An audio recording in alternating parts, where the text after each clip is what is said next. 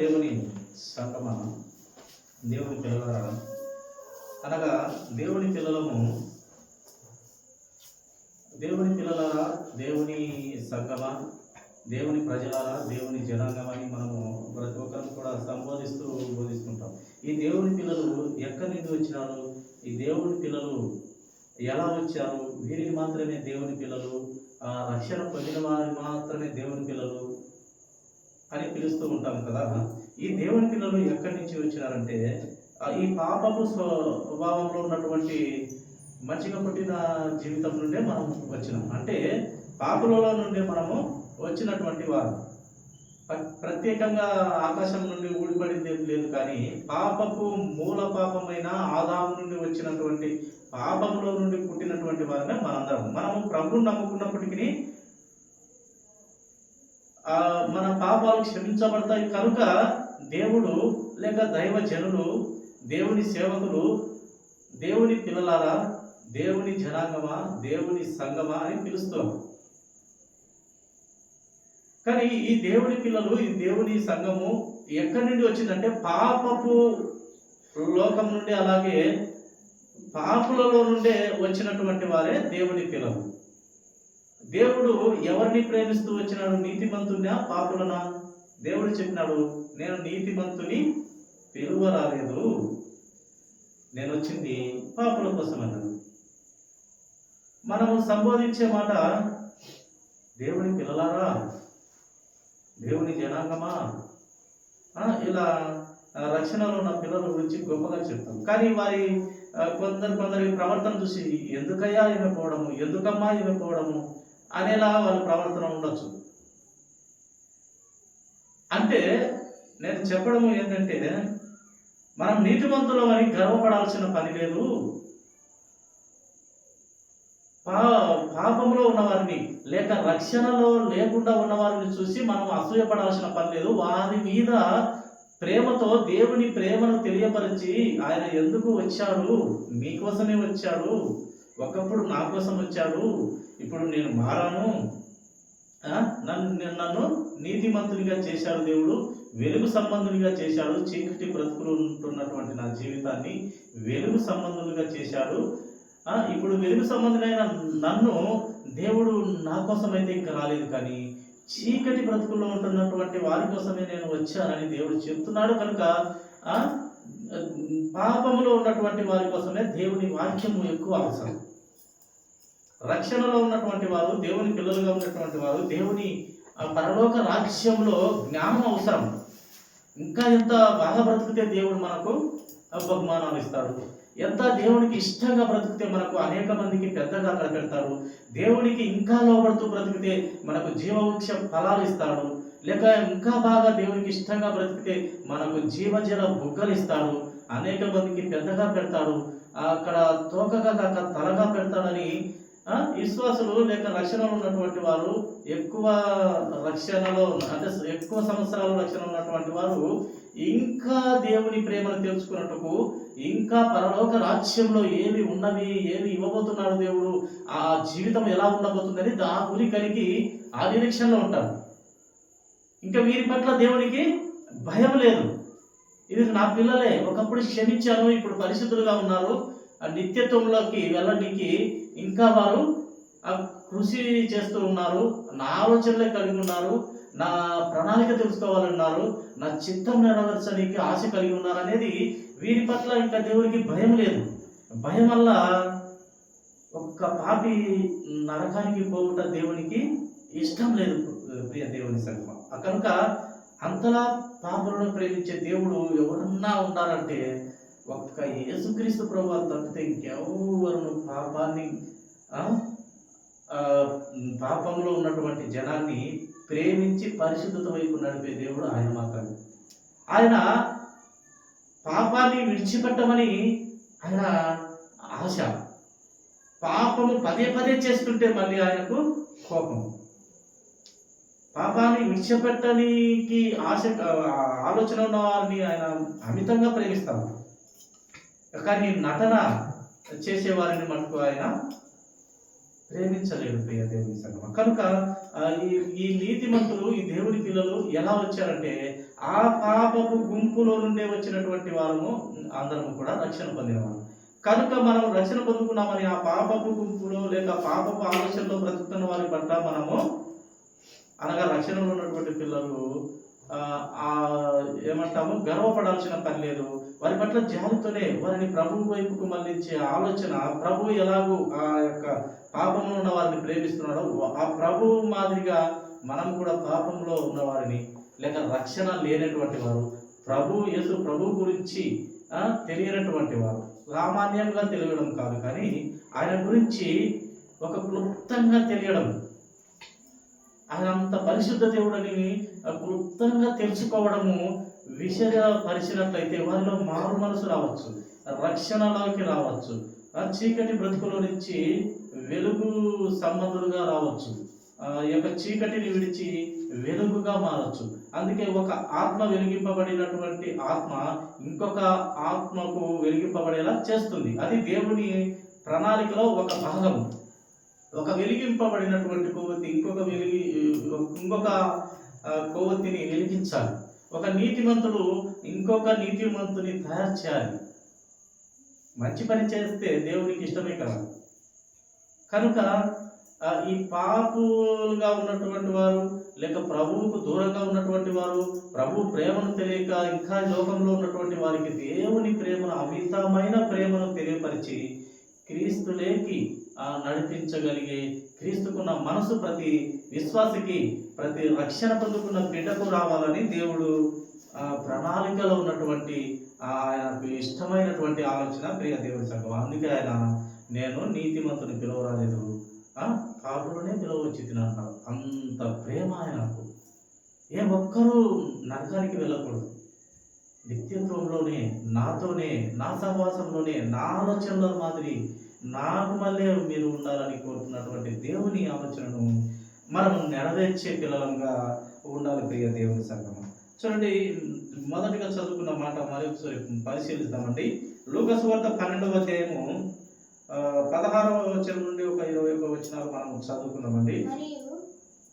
మరియు ఆయన వారితో ఈ ఉపమానం చెప్పెను. ఒక ధనవంతుని భూమి సమృద్ధిగా పండెను.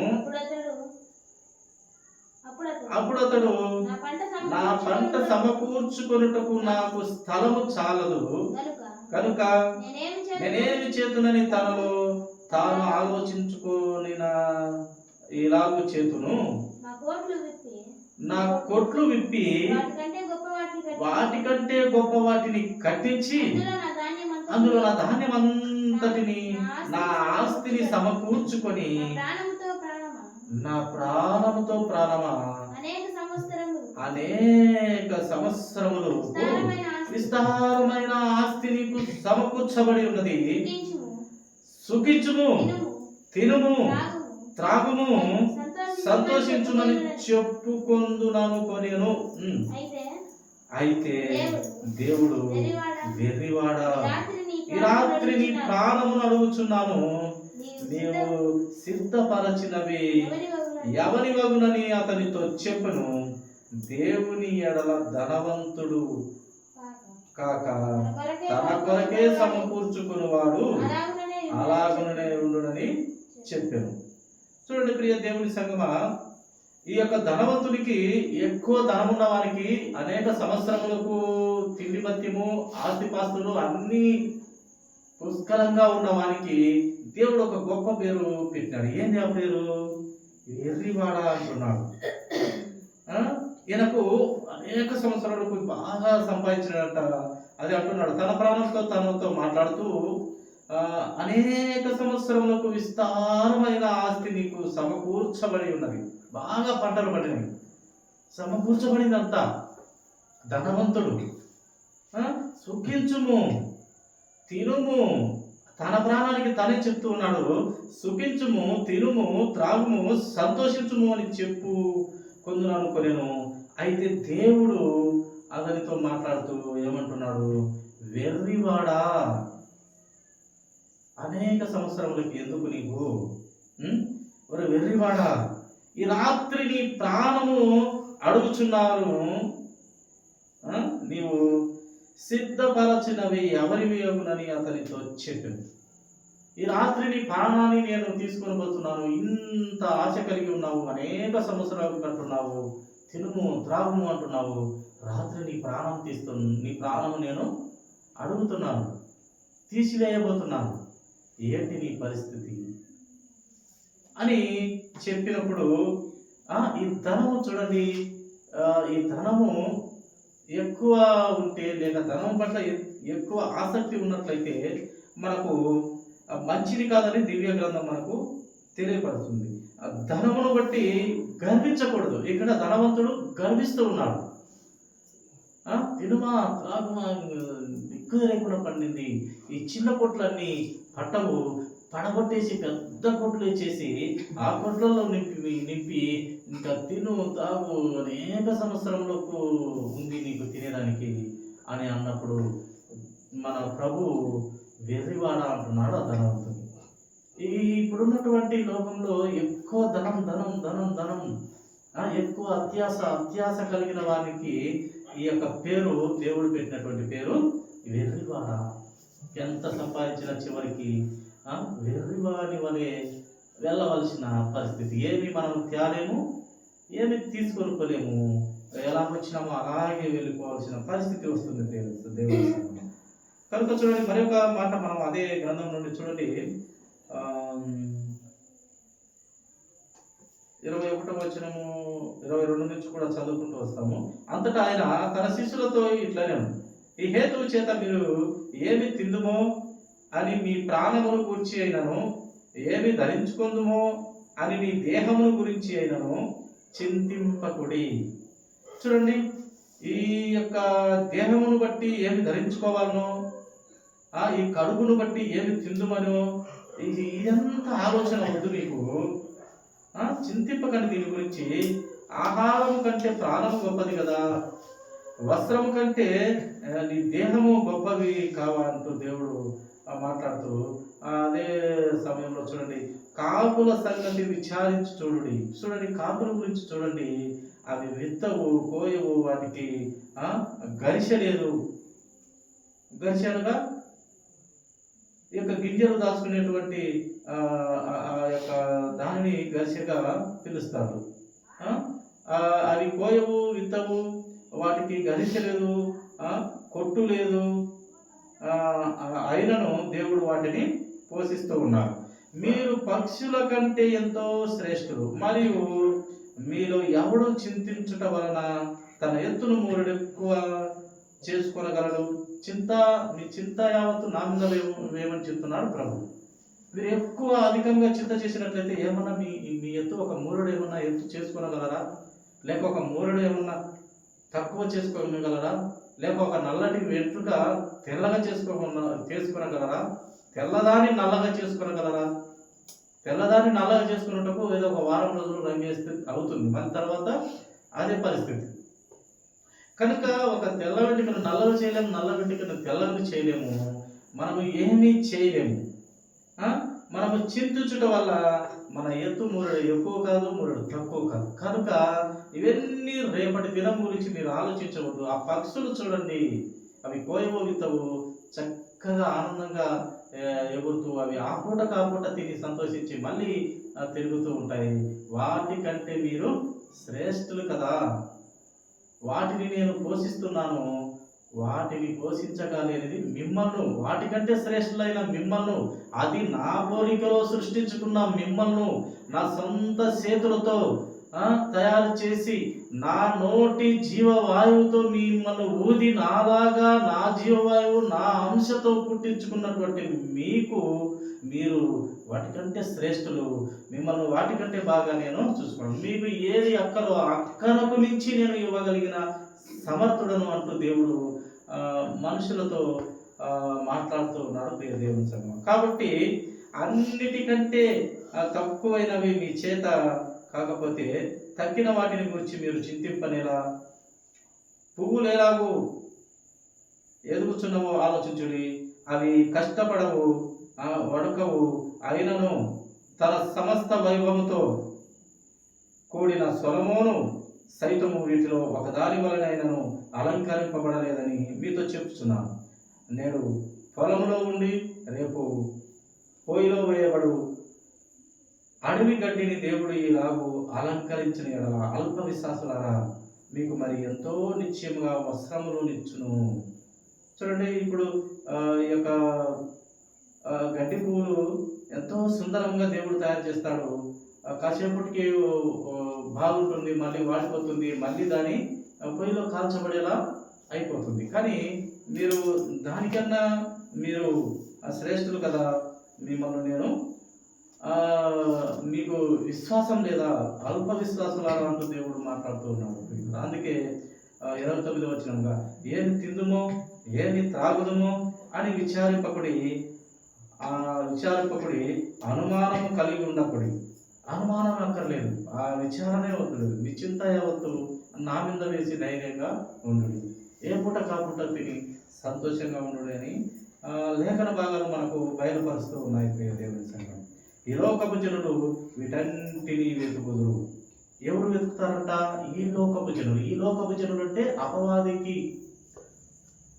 అపవాది చేతిలో నలిగిపోతున్నటువంటి ఈ లోక జనులు వీటిని గురించి ఆలోచన చేస్తారు. అంటే ఈ రోజుకి ఆలోచన చేయలేరు. వాళ్ళు చాలా సంవత్సరాలు డబ్బుంటే ఇంకా ఏది నాకు నా దగ్గరకు రాదు, ఏమి వచ్చినా నేను ఎదుర్కొనగలను, నాకు ఏమి కాదని నమ్మేటువంటి వారు. ఈ లోకంలో ఉన్నటువంటి జనులు ఈ లోకాన్ని బట్టి, ఈ లోకానుసారంగా నడుచుట బట్టి వారు ఇలా ఆలోచన చేస్తారు.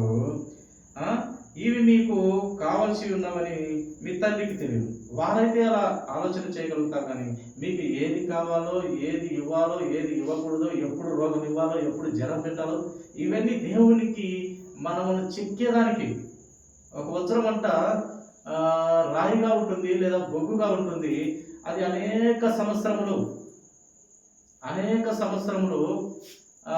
భూమి లోపల విపరీతమైన వేడిలో కొన్ని వేల సంవత్సరాలు అది తట్టుకొని అది ఒక రకమైన రాయి లేక ఒక రకమైన బొగ్గు అనేక సంవత్సరములు భూమి వేడిలో తట్టుకొని అది ఒక వజ్రంలాగా మారిపోతుంది. అంటే ఇంకా తర్వాత వజ్రంగా మారిన తర్వాత ఏమవుతుందంటే ఇంకా ఎంత హీటులో వేసినా అది కాలం. అలాగే ఒక కుమ్మరివాడు చేసిన కుండ కూడా అలాగే, దాన్ని బాగా కాల్చేస్తారు. మట్టితో చేసినటువంటి కుండ బాగా కాల్చేసిన తర్వాత మళ్ళీ అది ఎంత కాల్చిన ఆ యొక్క కుండ కానీ ఆ కుండ పెంకు కానీ ఇంకా మళ్ళీ ఎంత హీటర్లో పెట్టుకోవాలి, కరగదు, ఇంకా ఏం కాదు. ఎందుకంటే మనకు దేవుడు మనలో కూడా అలా వజ్రంలాగా పనికి మాలిన మన జీవితాలను, పనికి మాలిన బొగ్గుగా రాయిగా ఉన్న ఆ జీవితంలో ఉన్నటువంటి పరిస్థితిలో అది అనేకమైన వేడి తట్టుకొని, అనేక సంవత్సరములు కలిగిన వేడి తట్టుకొని వజ్రంగా మారిన ఆ వజ్రాన్ని బట్టి మనమును కూడా ప్రతి చిన్నది పెద్దది వ్యాధి, రోగము, బాధలు, ఇరుకులు, ఇబ్బందులు, అన్ని మరణాలు అన్ని పెడతాడు. ఇవన్నీ పెట్టి మన జీవితాన్ని దేవుడు, మన ఆలోచనను కొలత వేస్తాడు. యోబు గారికి ఎన్ని వచ్చినా కొలత వేసినాడు. కొలత వేసి అపవాదికానికే నీకు చేతనైతే యోబు భక్తుని నా నుండి దూరం చేసుకోవాలన్నాడు, సవాల్ విసిరినాడు. అలాగా ప్రతి మనిషిని కూడా దేవుడు అనేకమైన చిక్కులు, ఇరుకులు, బాధలు, ఇబ్బందులు, మరణాలు అన్నీ పెట్టి వజ్రంగా మార్చడానికి ఆయన ఒక శిల్పకారుడు శిల్పాన్ని చెక్కి ఒక పనికిమాలిన రాయిని చెక్కి ఒక అందమైన రూపు తెచ్చేంత వరకు అతను కష్టపడుతూనే ఉంటాడు. ఒక్కరోజు 2 రోజులతో ఆ రాయికి అందం రాదు. అనేక సంవత్సరాలు చేసి ఒక అందమైన రూపాన్ని ఇచ్చి చెక్కినట్టు మనము కూడా దేవుడు ప్రతి విషయాన్ని మనకు పరిచయం చేస్తాడు, అనుభవిస్తాడు. వాటి ద్వారా మనము ఆ వజ్రంలాగా లేక ముత్యంలాగా మనము తయారు చేయాలనేది దేవుని ఆలోచన, ప్రణాళిక. ప్రియ దేవుని సంఘం, మనకు సమస్యలు వచ్చినాయి, బాధలు వచ్చినాయి, ఇరుకులు వచ్చినాయి, ఇబ్బందులు వచ్చినాయని సతమతం అవుతుంటాం. వాటిని అంగీకరించి వాటిని తట్టుకోగలిగిన జ్ఞానము, బుద్ధి, వివేచన, ఆలోచన శక్తిని ఇవ్వు ప్రభువా అని మనము ఉండాలంట. అలా ఉన్నట్లయితే యోబు గారి జీవితాన్ని అందుకు మనకు మాదిరి పెట్టి అలా బ్రతకండి నా పిల్లలారా. యోబు నా భక్తుడు చూడు, ఊరు దేశంలో అతని వంటివాడు ఎవడూ లేడు. అతడు కేవలం ఏం చేసేవాడు, మంచివాడు, నీతిమంతుడు. అతడు చెడుతనమును అంట విసర్జించేశాడు.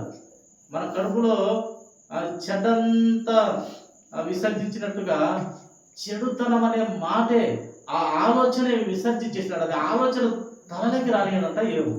చెడుతనాన్ని విసర్జించినటువంటి వాడు, అతని వంటి వాడు ఆ దేశంలోనే లేడు. సైతాన్ పో, వీలైతే నీకు చేతనైతే నా నుండి దూరం చేసుకొని సవాలు విసిరి మరి పంపించిన ఆ సైతాన్ గాడు యోబును ఏమి చేయలేకపోయినాడు. ఆ వజ్రం లాంటి యోబు ఎంత వేడిని తట్టుకొని వజ్రంగా మారుతుందో యోబు జీవితం కూడా ఎన్ని సమస్యలు పెట్టినా కూడా వజ్రం లాంటి యోబు ఆ సమస్యలను లెక్క చేయలేదు. మరణముకైనా రెడీ అయినాడు. ప్రభు యోబు అంటాడు తన భార్యతో, ఆయన మేలులు ఇచ్చినప్పుడల్లా మనం అనుభవించి తిని ఒకసారి కష్టం పెట్టినప్పుడు అనుభవింపతగదా. మనకు అన్ని మేలులు ఇచ్చినప్పుడు ఒక సంతోషంతో అనుభవిస్తుంది.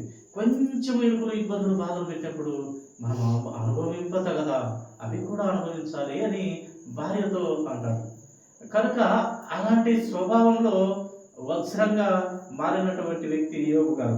దేవుని సంఘం అలా ప్రతి మనిషిని దేవుడు చెక్కాలని శిల్పిలాగా చెక్కుతూ ఒక అందమైన రూపించుటకు ఏటి వేసినప్పుడల్లా నొప్పి అయినప్పటికీ అది అందంగా మారాలంటే సుత్య వేటు లేక సమ్మెట వేటు పడితేనే దానికి మరి తర్వాత జీవితము అందంగా ఉంటుంది. కనుక దేవుడు మనకు కొన్ని ఇరుకులు, బాధలు, ఇబ్బందులు పెట్టినప్పటికీ మరి తర్వాత జీవితం నీది బాగా ఉండాలని, నీకు అనుభవ జ్ఞానం రావాలని, నీకు బుద్ధి, వివేచన, ఆలోచన రావాలని మనకు కొన్ని చిన్నటువంటి సంఘటనలు మనం మోయలేని బరువు అయితే దేవుడు పెట్టడు. ప్రియ దేవుని సంఘం, మనం మోయలేని బరువు పెట్టడు. మనం ఎంత మోయగలుగుతామో, ఎంత మన సామర్థ్యము మోయగలుగుతాం అంత మాత్రం పెట్టి దేవుడు మళ్ళీ తీసేసి ఎప్పుడు చీకటి బ్రతుకే పెట్టడు, వెలుగు బ్రతుకుగా, ఎప్పుడు పేదవాడిగా పెట్టడు, ధనికునిగా ఆయన చేయగలిగిన సంవత్సరం ఏమైనా చేయగలడు. ఆయన ఏమైనా చేయగలడు, ఏమైనా చేయగలడు. కనుక అట్టి దేవుని కలిగి ఉన్నాము. చూడండి, ఇంకా ఒక మాట, ధనం గురించి కొన్ని మాటలు వ్రాయిస్తూ వచ్చిన దేవుడు జీవగ్రంథంలో నుండి 18వ అధ్యాయము, లూకాసు వార్త 18వ అధ్యాయము 18 నుండి చదువుతామండి. ఒక అధికారి ఆయనను చూచి, సద్బోధకుడా, నిత్య జీవమునకు వారసుడగునట్టుకు నేనేమి చేయవలెనని ఆయన అడిగాడు. అందుకు యేసు, నేను సత్పురుషుడనని ఎలా చెప్పుచున్నావు? దేవుడు ఒక్కడే తప్ప మరి ఎవడును సత్పురుషుడు కాడు. ఇక్కడ ఉన్నటువంటి మాట చూడండి ప్రియ దేవుని సంగమా, నిత్య జీవమునకు వెళ్ళుటకు ఒక అధికారం ఉన్నాడంట. నిత్య జీవము వెళ్ళుటకు, వారసుడవుటకు, నిత్య జీవమునకు వారసుడవుటకు నేనేమి చేయాలి అని అడుగుతూ, అంటే ప్రభు అంటున్నాడు, సద్బోధకుడు అని సంబోధించినాడు ఈ యొక్క అధికారి. అందుకు యేసు సత్పురుషుడు, ఇక్కడ వచ్చేసి సద్బోధకుడా అని పిలుస్తూ అతను సంబోధించినట్టుగా మనం చూస్తాం. కింది మాటగా ప్రభు చెప్తున్నటువంటి మాట, సత్పురుషుడనని నీవు ఎలా చెప్తున్నావు? ఆయన సత్పురుషుడే, యేసుక్రీస్తు ప్రభు వారు సత్పురుషుడే. కానీ ఆయనకు తెలియపరుస్తున్నాడు, దేవుడు ఒక్కడే తప్ప మరి ఎవడను సత్పురుషుడు కాడు. చూడండి, నీవు అడిగిన దానికి పరలోక రాజ్యం వెళ్ళాలంటే, అక్కడ చేరుకోవాలంటే ఏం చేయాలి, అలాగే వారసుడు అవ్వాలంటే ఏం చేయాలని అడిగిన దానికి చెప్తూ ఉన్నాడు. కింది మాటగా 20వ వచనం, వ్యభిచరింపవద్దు, నరహత్య చేయవద్దు, దొంగిలింపవద్దు, అబద్ధ సాక్ష్యము పలకవద్దు, నీ తల్లిదండ్రులను సన్మానింపుము, ఆజ్ఞలను ఎరుగుదువు కదా అని అతనితో చెప్పాను.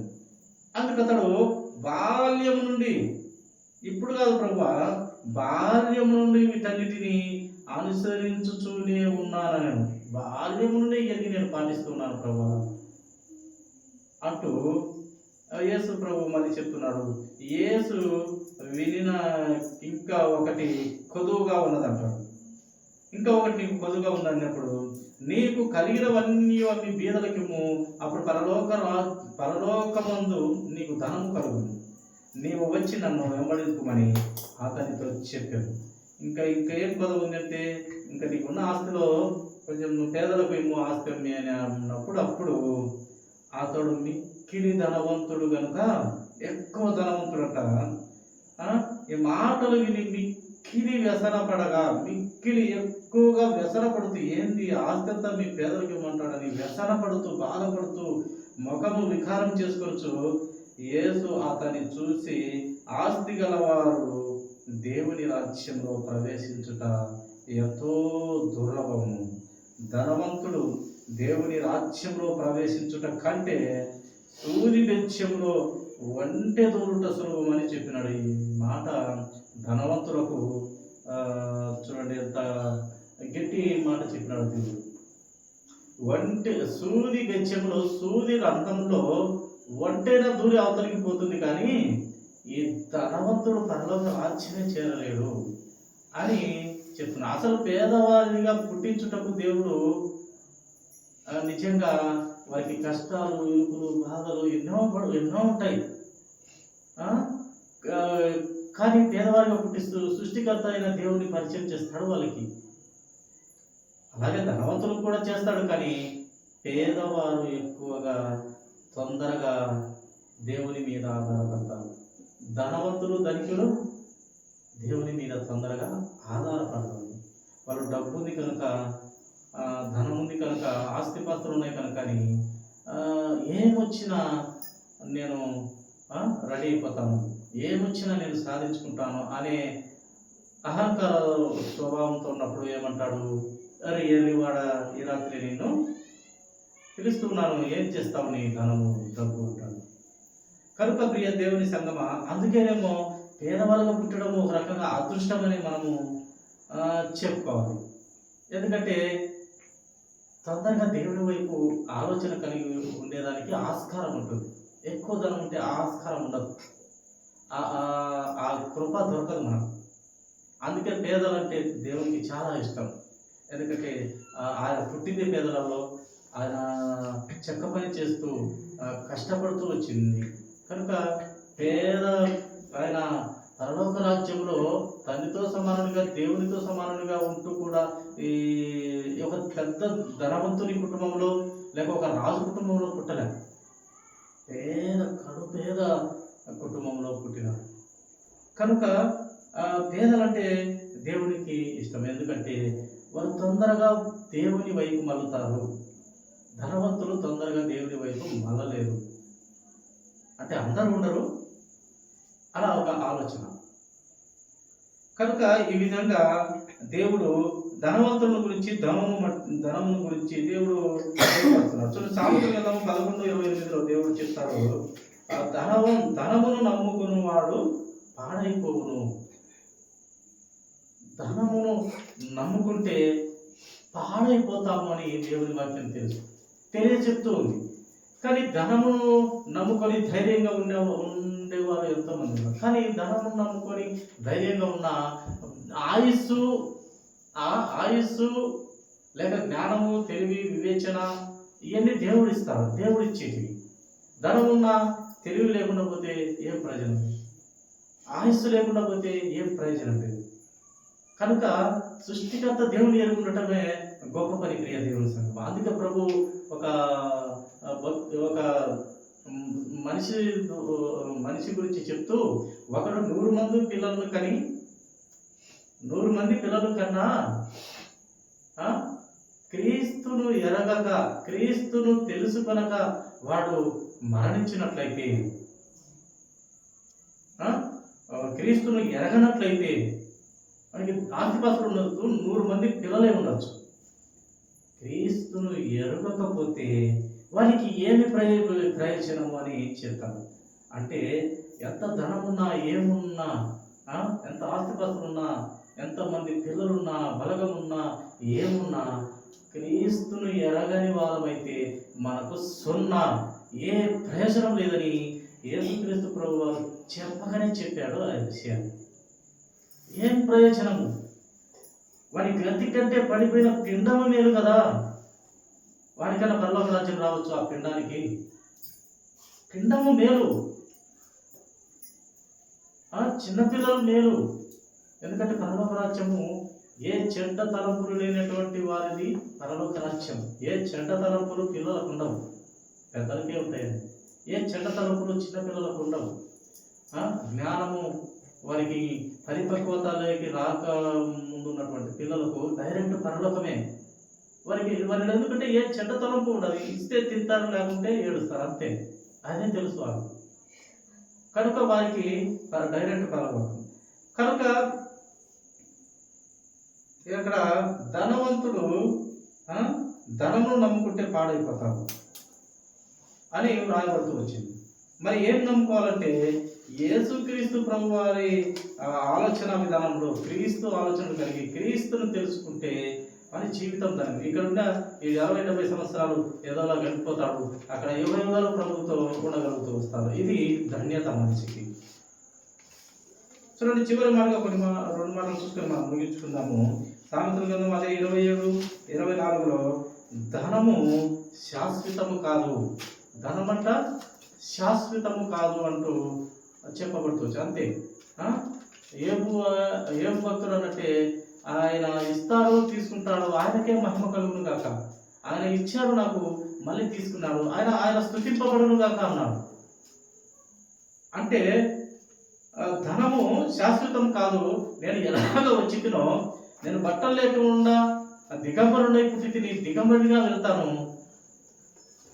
ఈ యొక్క ధనం అయితే శాశ్వతం కాదు అంటూ దేవుడు తెలియపరుస్తున్నాడు. ధనవంతులకు నిద్ర పట్టదు, ఎప్పుడు ధనం మీద ఉంటుంది. అదే పేదవారికి అప్పటికప్పుడు తిన్నా కూడా చక్కని నిద్ర పుడుతుంది. కానీ ఈ ధనవంతుడికి ఏమవుతుందంటే ఎక్కడ వడ్డీలు రావాలి, ఎక్కడ వడ్డీకి మళ్ళీ వడ్డీ రావాలి, ఇదే ఆలోచన. బ్రతకంతా దీంతోనే పోతుంది. చివరికి ఏమన్నా ఎత్తుకొని పోతాడా, తీసుకొని పోతాడంటే చీపురు పుల్ల కూడా తీసుకొని పోదు. కనుక ప్రియ దేవుని సంగమా, ఆ దేవుని పిల్లలరా, దేవుని ఆలోచన కలిగినటువంటి బిడ్డలరా, ఆ ధనము శాశ్వతం కాదు, ధనమును నమ్ముకున్నవాడు పాడైపోవునంటూ తెలియపరుస్తుంది. అలాగే చూడండి, ధనాపేక్ష మొదటి తిమోతి పత్రిక 6వ అధ్యాయం 10వ వచనంలో ధనాపేక్ష సమస్త కీడులకు మూలము. ధనము మీద ఆపేక్ష, ధనమును ఆశించడం, ఆ ధనాన్ని ఆశించడమే సమస్త క్రియలకు, కీడులకు, సమస్త కీడులకు మూలం. అత్యాశ కలిగి ఉండడము సమస్త కీడులకు మూలమంట ప్రియ దేవుని సంగమం. కనుక ఈ ధనం కూడా ఉగ్రత దినములో, సామెతల గ్రంథం 11:4లో రాయబడినట్టుగా, ఉగ్రత దినమందు ఆస్తి కక్కర రాదు. అప్పుడు ప్రభువా, ఇదో ఇంత లక్షలు ఇస్తాను, ఇది కోట్లు ఇస్తాను ప్రభు, నాకు నీ రాజ్యంలో చేర్చుకుంటే రాదు. అప్పుడు శిలువలో దొంగ డైరెక్ట్గా గంటలోనే పరలోక రాజ్యం కొట్టేసినాడు. అయ్యా, శిక్షలు అయితే మేము తప్పు చేసినాం, మాకు కూడా అలా నీకు పడకూడదు. నీకు శిక్ష పడిందంటే తండ్రి, నువ్వేదో ఆ రాజ్యం అంటున్నావు, నువ్వు గొప్పవాడు అయి ఉండొచ్చు ఆ రాజ్యంలో తండ్రి. నువ్వు తప్పు చేయకుండా ఇక్కడ శిక్ష పడుతున్నావు, అక్కడ ఏ పని నిమిత్తము నువ్వు అక్కడి నుండి ఇక్కడికి పంపబడ్డామో ఏమో నాకైతే తెలియదు కానీ తండ్రి, నీ రాజ్యం ఏదో గొప్పది అంటున్నావు తండ్రి, గొప్పదై ఉండొచ్చు, నీ రాజ్యంలో జ్ఞాపకం చేసుకో తండ్రి అని అన్నాడు. వెంటనే నేడు నీవు నాతో కూడా పరదేశంలో ఉండు అన్నాడు. అలా రావడం వస్తుంది. కానీ మామూలుగా ఉగ్రత దినంలో ఇదిగో ఈ డబ్బులు ఇస్తాను, ఇదిగో నాకున్నదంతా ఇస్తాను, నన్ను ఆ ఉగ్రత దినంలో కాపాడుంటే దేవుడు అక్కడ కాపాడు. అక్కడ ఏ ఆస్తి, బంగారం, వెండి, నాణ్యములు ఏది పని చేయాలంటే దేవుడు సంగమం. కనుక ధనం ఎక్కడ ఉందో మన హృదయం అక్కడ ఉంటుంది. కనుక ఈ ధనము పట్ల అత్యాశ లేకుండా కలిగి ఉన్నామని దేవుని వాక్యం తెలియపరుస్తుంది. ధనం ఉండుట తప్పు కాదు, కానీ ధనం మీద వ్యామోహము, గర్వము, అత్యాశ లేకుండా ఉండాలని దేవుని వాక్యం తెలియపరుస్తుంది. బైబిల్ గ్రంథంలో అబ్రహాము, లోతు, చాలా మంది భక్తులు విపరీతమైన ధనవంతులు, కానీ వారు ధనాన్ని లెక్క చేయలేదు, ప్రేమించలేదు. ఆస్తుల పట్ల లేదా ప్రతి విధమైన ఆస్తి పట్ల వాళ్ళు ఆశ కలిగి బ్రతకలేదు, కానీ దేవుని భయం కలిగి బ్రతుకుతూ వచ్చారు. ఆ నిలువరమైన పట్టణం, ఆ పరలోక రాజ్యం గురించి ఆలోచన చేస్తూ బ్రతికినారు, కానీ ధనం ఉంది, ఆస్తి ఉంది అని గొప్ప గొప్ప మెడలు, గొప్ప గొప్ప ఇల్లు కట్టుకోలేదు. అబ్రహాం అయితే చిన్న ఏమంటాము పూరి గుడిస, ఆయన గుడారాలలో ఉంటూ దేవుని గురించి ఆలోచన చేస్తున్నాడు. ఆయనకు ఆస్తి లేదంటే భూమి మీద స్వగమాస్తి ఆయనకే ఉన్నాయి. అప్పుడు లోతు అబ్రహాం ఇద్దరు ఈ భూమిని అంతా పంచుకున్నారు చెరొక వైపు, కానీ గుడారాల్లో ఉంటూ దేవుని గురి కలిగి దేవుని పట్టణం కోసమై నిరీక్షణ కలిగిన వారుగా ఉన్నారు. ఇట్లా చాలా మంది డబ్బులు కలిగిన వారు, యోగు గారు కానివ్వండి, చాలా మంది భక్తులు ధనవంతులు అయినప్పటికీ దేవుని భయభక్తులు కలిగి దేవునికి లోబడి తగ్గింపు జీవితం కలిగి బ్రతికిన వారు చాలా మంది ఉన్నారు. డబ్బు ఉండటం తప్పు కాదు, కానీ డబ్బు మీద ఎక్కువ వ్యామోహం కలిగి ఉండి దాని మీద అధికమైన మమకారం పెట్టుకోవడము మంచిది కాదని దేవుని బైబిల్ గ్రంథం మనకు తెలియపరుస్తుంది. దేవుని సంగమం ఈ కొద్ది మాటలు దేవుడు దీవించిన కాక తలలో వచ్చినట్లయితే చిన్న ప్రార్థన ముగించుకుందాం. మహాపరిశుద్ధ